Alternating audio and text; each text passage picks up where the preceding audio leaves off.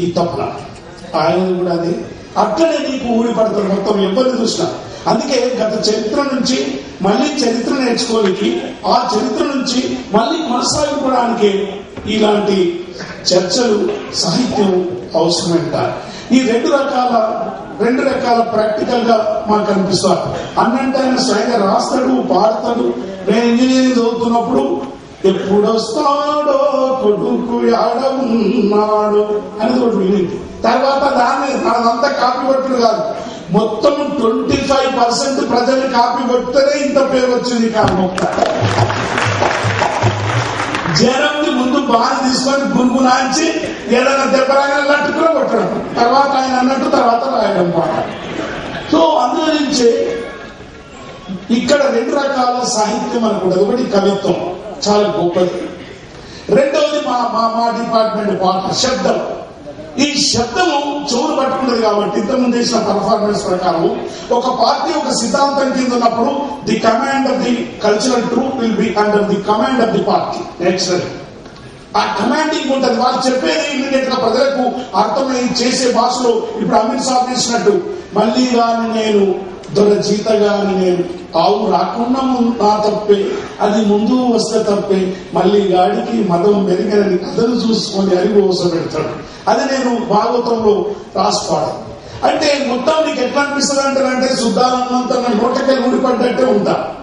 ఆ ఊడిపడ్డట్టు ఉండడానికి కూడా కారణం ఏంటి?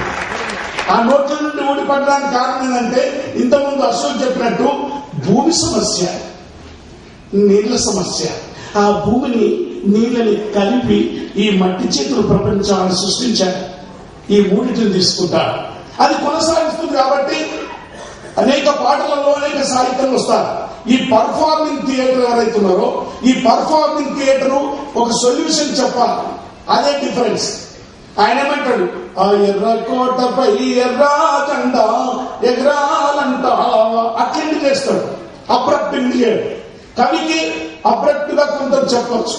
కవి చేసేటటువంటి కవిత్వం మొత్తం అరటిపండు తీసి పెట్టాడు, కొంచెం పెట్టేస్తాడు. ఇక్కడ అరటిపండు తీసి ఇక్కడ పట్టుకుంటాను పెట్టుకుంటేస్తాడు, అట్లా చూపిస్తాడు. అంటే అతను ఆలోచన చేస్తాడు. కానీ మా పర్ఫార్మింగ్ థియేటర్స్ కి అట్లా ఉండదు. స్ట్రేట్ గా చెప్పాలి, అప్పటికప్పుడు అల్లాలి, అప్పటికప్పుడు ప్రజలకు చెప్పాలి. ప్రజలు ఊరుకోరు. మంచి రోజు తర్వాత ఏం చేయమంటావు, తర్వాత ఏం చేయమంటావు, తర్వాత ఏం చేయమంటావు, ఏం చేయమని అంటావు, వీరా లేరా మమ్మల్ని పోరాడరా నువ్వు పోయికాడమంటావు అని అంటారు. సో దిస్ సాంగ్ అంటే ఉపరితలం మీద ఉండే సంస్కృతి అంటే శిల్పము, నాటకము, డ్రామా, డాన్స్, పెయింటింగ్, భాష, ద బేస్ కదిలించాలి. ఈ బేస్ కదిలించేది శబ్దం. ఓ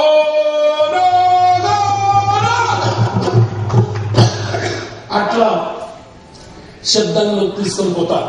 అందుకే మేము ఏం చేస్తాం, మొట్టమొదటి చెవులు పట్టేసేస్తాం. హనుమంతన గాని, నాజర్ గాని, ఇప్పుడు వచ్చిన మహాకవులు గాని, కళాకారులు గాని, నేను మొదటివాణి కాదు చివరివాణి కాదు, నేను మొదటివాణి కాదు చివరివాణి. అట్లయితే రామదాస్ తుకారాంతో వేమన పోతన వాళ్ళంతా రోడ్ మీద వెళ్ళి ప్రజలంతా తమ శబ్దంతో ఉద్యమంతో కదిలించారు. అందుగురించి ఇక్కడ హనుమంతు యొక్క కొనసాగింపు ఏంటంటే భూమి, నీళ్లు, ఈ కష్టపడి పనిచేసే వాళ్ళది ఇంకా దక్కలు. ఆ మూడు దక్కలే ఆ భూమి. అందుగురించే ఆ భూమికి సంబంధించినటువంటి విషయం చెప్తా. ఆ సంబంధమే ముఖ్యంగా నాకు హనుమంతన్న దాంట్లో కులాలు ఎక్కువ తీసుకొస్తారు. కమ్మరి, కుమ్మరి, చాకరి, మాల, మాదిగా, అది ఇది, శీపులు కట్ట, మొత్తం జాడ కట్ట, వీళ్ళు మన మహాకవులు కూడా తీసుకొచ్చారు. అయితే వీళ్ళు ఏం చేస్తారు, ఈ పర్ఫార్మింగ్ థియేటర్ దాన్ని ఎలాబరేట్ చేస్తారు. ఆ చిన్నదాన్ని ఎలాబరేట్ చేస్తారు. అక్కడ నుండి నేర్చుకుంది. గిరగిర గిరగిర తిరుగుతుంది నెత్తి మీద ఫ్యాను.